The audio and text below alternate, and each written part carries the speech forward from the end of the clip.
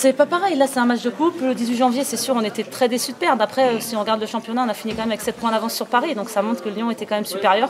Après, ça montre que sur un match, on est prenable, mais je pense qu'on avait bien préparé notre finale et on a montré que Lyon était pas mort, on va dire. Camille, parle-nous de la fraîcheur. Je l'ai eu en formation pendant 4 années. C'est un coach que j'apprécie énormément, qui m'a fait beaucoup progresser. Et je suis très contente de sa venue, si c'est officiel, parce que je ne sais pas si c'est officiel maintenant. Je pense oui. Ça y est, c'est officiel? Il y a eu un communiqué? Le président l'a annoncé. Ah bon, le président l'a annoncé. Si le président l'annonce, c'est bon alors. Normalement. Non, c'est vraiment un très très bon entraîneur et c'est bien parce que Patrice a fait de belles choses, il a bien apporté, mais Gérard c'est quelqu'un qui a beaucoup de qualités également et je suis sûre qu'avec lui on va regagner plein de titres. J'ai vraiment confiance. Et c'est quoi ses qualités? C'est quelqu'un de très exigeant et qui est un très très bon technicien et tacticien. C'est vrai que la plupart des filles qu'il a formées à Clairefontaine, c'est quand même des filles qui ont une certaine aisance technique, on va dire, et qui dans le jeu, tactiquement, sont plutôt performantes.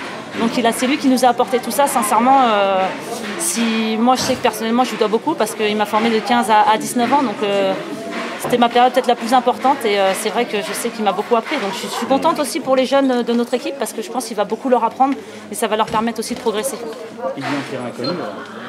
On est 4-5 je crois à l'avoir eu. Après pour les plus vieilles, il y a beaucoup de jeunes ou les étrangères qui ne le connaissent pas, mais on leur a dit que des bons échos sur lui. Donc elles ont hâte aussi de découvrir parce qu'on va repartir sur quelque chose de nouveau et c'est toujours excitant. La différence avec Patrice, c'est quoi? Après, chaque coach a ses méthodes, sa manière de faire.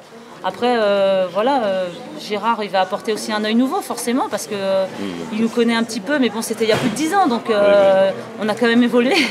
Et puis, il va apporter sa méthode, et je suis sûre qu'on sera très performante aussi avec Gérard, comme on a pu l'être avec Patrice. D'accord, très bien. Bon, vous partez demain? Oui. Hein?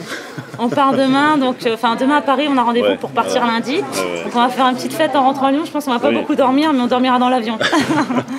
On va essayer déjà d'anticiper le décalage horaire. D'accord. Ok. Le décalage horaire et 3 gros matchs. C'est ça, 3 gros matchs. Il va falloir récupérer parce que c'était très intense ce soir, mais on a un groupe de 25, donc c'est ça qui est bien, ça va permettre peut-être à celles qui seront un peu moins fatiguées de jouer, donc ça va être bien. Est-ce que c'est pas une erreur en fait un petit peu de faire ces matchs si près parce que le décalage horaire c'est dur à subir? C'est pas évident. Puis c'est jouer le Brésil aussi. Voilà, bien sûr, mais ce qui est bien c'est que peut-être ça va permettre à certaines joueuses peut-être qui ont moins l'habitude de jouer ce genre de match de voir ce que c'est le haut niveau parce que c'est pas quand on rentre contre la Bulgarie ou le Kazakhstan sans vouloir dire qu'elles sont des nations très inférieures, mais c'est quand même le cas. Donc je pense que c'est très bien, justement, ça va permettre aux jeunes aussi de voir un petit peu que le haut niveau, c'est pas le Kazakhstan, c'est le Brésil, ce sont les États-Unis. Et pour gagner une Coupe du Monde, on doit être un nombre important. Et donc on a besoin de tout le monde. Et là, c'est vrai que si nous, les Lyonnaises et Parisiennes, comme on a joué toutes ce soir, peut-être on jouera un peu moins contre le Brésil et ça donnera des opportunités à certaines. Donc ça, c'est bien. Est-ce que c'est pas aussi un avantage un peu parce que le Brésil est en perte de vitesse? Les États-Unis stagnent quand même depuis un bon petit peu de temps. On verra pour les États-Unis.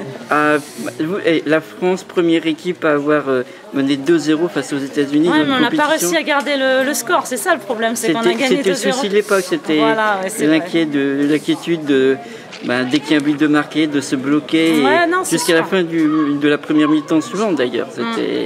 Mais je pense que les États-Unis, c'est quand même, pour moi, avec l'Allemagne, font quand même partie des 2 meilleures équipes mondiales. Donc on va voir ce qu'on vaut justement contre ces équipes.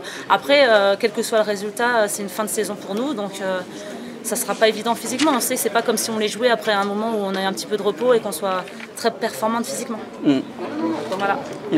Merci. En tout cas, de Rennais à Rennais. Voilà, félicitations. Et puis au cas où, si je peux avoir une interview à la rentrée. D'accord, merci.